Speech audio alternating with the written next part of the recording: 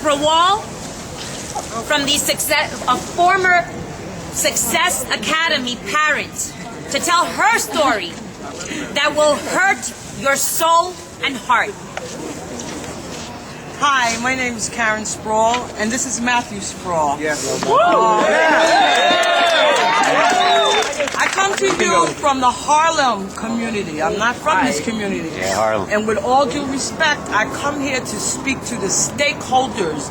I am not here to ask the DOE to listen to anything. One of the things that was said is that you needed to lay down in the streets. You needed to close Tweed. That's what you better do for a Success Academy. I've watched them ravish our children's education up in Harlem. They dismantle communities. They pit parents against each other.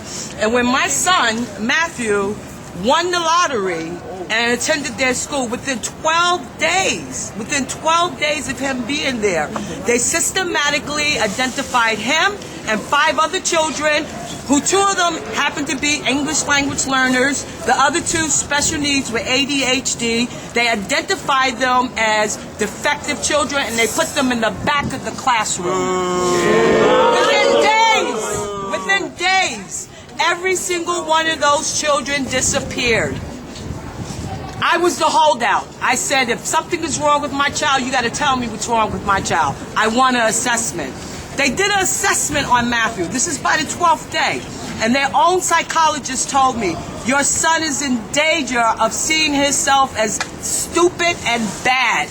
This is a horrible environment for him. I urge you to transfer him. And I quote, this school, there's a sign here that says vampire. It's a vampire. This is a person who has no stakehold in our community. This is a person who does not educate children with special needs or English language learners. This is about money. This is about politics, people.